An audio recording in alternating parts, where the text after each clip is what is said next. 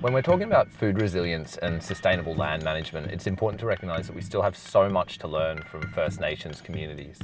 We want to pay respects to the rightful owners of this land, the Yuggera and Turrbal peoples. Sovereignty was never ceded. Our food systems in Australia are incredibly precarious. One cyclone or flood or major disruption mean that supermarket shelves end up empty real quick. The mere act of growing nutritious food and then giving it away for free is quite rebellious and subversive.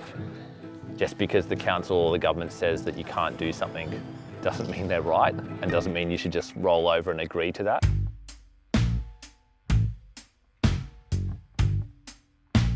This little spot's interesting.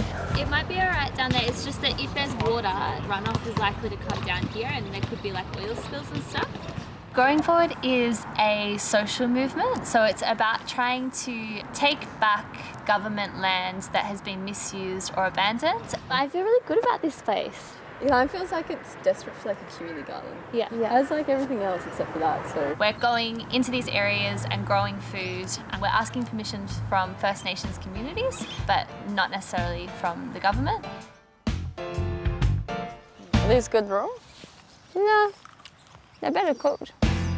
Another thing that's played into it is COVID-19 and the climate situation, because those things have kind of created this pocket where people are like, actually, we really do need food. Yeah, they're self-seeded. Really? So these are all self-seeded?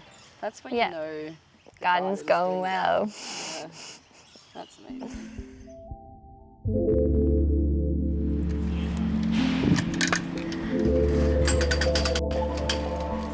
Hello. If I can pass you some things. And These localised food production projects are actually about challenging the corporate dominance of our food supply systems and asserting that everyone should have access to nutritious, fresh food. Today, people have been coming to collect their plants for the Verge plant out. If someone comes, just grab their name and their number. So one tray, but they can't mix and match, so they just have to pick a tray. They can have one citrus and one other tree, which is either pawpaw, papaya, guava, or if they come back on Saturday, we'll have mulberry. I feel like especially after the coronavirus, people have really started to question their food security. So many people are coming down, and the people who are collecting are quite excited to get more trees. When Jono's initiative came through, it was like, you know, manna from heaven. And this, I suppose, this is manna for any gardener. Look at that. Wow, beautiful. And so it's that education that growing food doesn't have to be time consuming, that you can just put it in, and once it's established, it can be just there growing for you as free food. Everyone can get a Greek basil, so more sambung lettuce. Were we short? Oh, that looks so nice. So good. What a pack. 6, 7, 8, 9, 10, 11, 12, 13, 14, 15, 16, 17, 18, 19, 20. Yay. Oh, this is great. Yeah. Yeah, it's actually a really nice afternoon. Like, so many people have dropped by and had conversations, and we had a little working bee at the same time.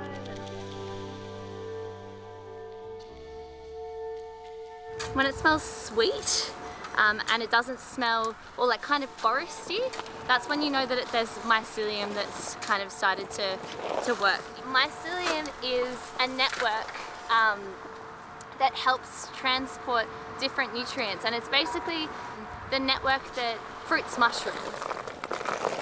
The biggest thing I think with guerrilla gardening is that you want to get in and get out as soon as possible. So you want to establish a really well-functioning garden in a very short period of time. If you go in and set something up in 2 days and you have like this fully formed functioning garden, people don't even realize until, you know, they come back and see it blooming. This garden has a specific purpose in being a form of resistance and standing in solidarity with refugees.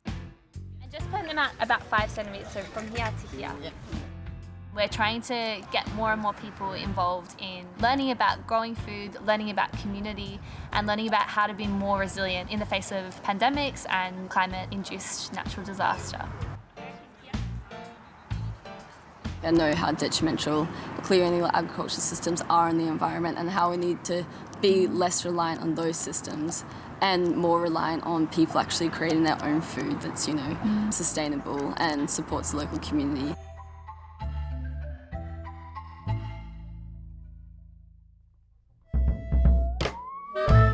At the start of COVID, all the shops ran out of seeds. We realised pretty quickly that a seedling hub is a good way of getting stuff out there. It just meant there was an opportunity there for people to grow their own food. Some lavender. We've got chilies, which aren't ready to pot up yet. Just put a few more leaves out. Everybody loves chilies. No, I just grow what I grow for my own garden. So whatever I'm growing for myself, I kind of put double in and put some in here. If you have abundance of something, it's good to share it. It does kind of look like it's going to rain again. It's a bit of an art, like you need to know when to harvest them. And there's stuff I'm just learning now. Like I had no idea before how to seed save. Oh. Oh no, don't want to go in there. Often you'll have lots of abundance in the garden, you'll have lots of seeds, but you won't know what to do with them. You can't save them all. I think it gives a space for people to be able to give back. During times of crisis, food community projects like this one are really important in terms of community resilience. Resilience is this idea that a system bounces back to either where it was or improves where it was before the event and can handle those shocks.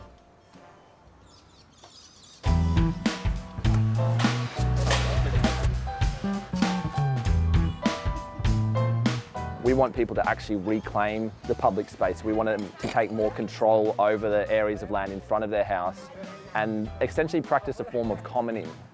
So we're down on Boundary Street in West End this morning, planting up one of many Verge gardens around the neighbourhood. I think here we're planting a couple of fruit trees and then a whole bunch of smaller edibles and herbs. The whole point here is just bringing people together, and it's really cool. A couple of families have come down to help with this front yard, and it's nice to see some of the kids are out getting their hands dirty as well. When we got the message that it was today, we realized that that's when we're celebrating her birthday, so we thought it was perfect we would combine the two. It's just fun. It's just fun, yeah. And I like to eat, so it makes it even more fun. You do like to eat.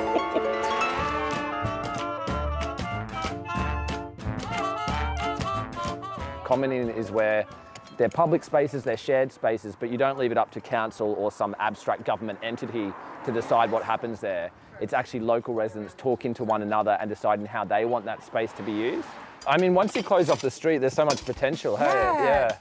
So much. It's gonna be when we actually get to know people. Giving people more agency over public space increases civic engagement and connection, and means that people feel more passionate about their local neighbourhood and will get more involved in those bigger discussions about what kind of community we want to live in.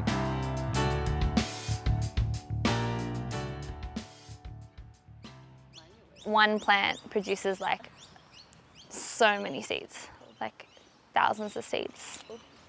And you just save them. What does it mean to actually fairly share produce?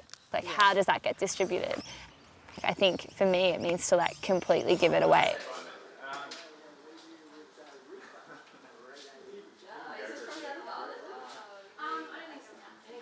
So good for your mental health to like plant something in the ground, and then you come back like a few days later and you can see like the progression.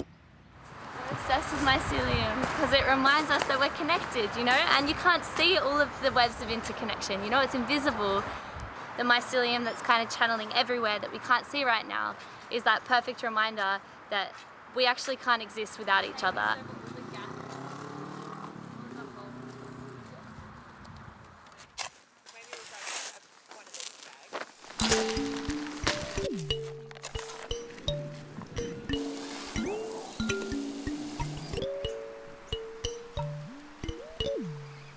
Each of these projects obviously has a lot of value in and of themselves, but the collective impact of all these projects added up together is significantly magnified. With multiple urban farms, multiple seedling hubs, dozens of Verge gardens, it all adds up to create a broader cultural shift. Everyone in the neighbourhood is living within a couple of 100 metres of one of these projects, and you kind of can't move through the neighbourhood without seeing and interacting with one of these projects.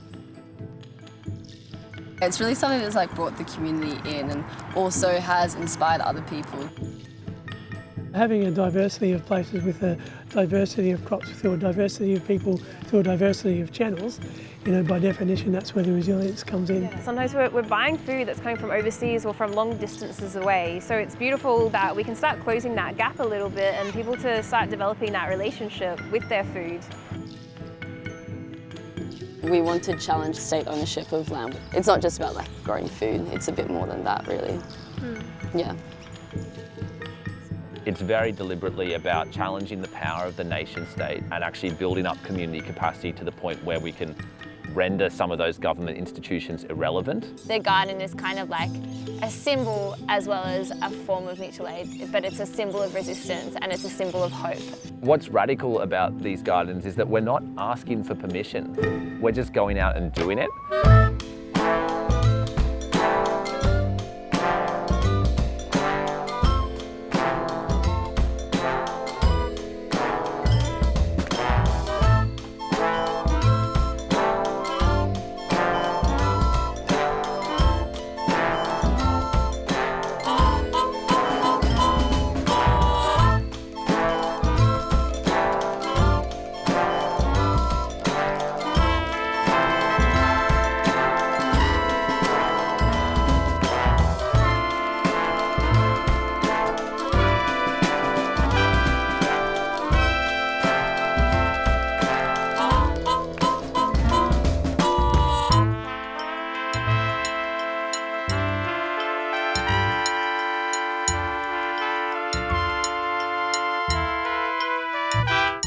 I think living in Brisbane, you just gotta accept bush turkeys.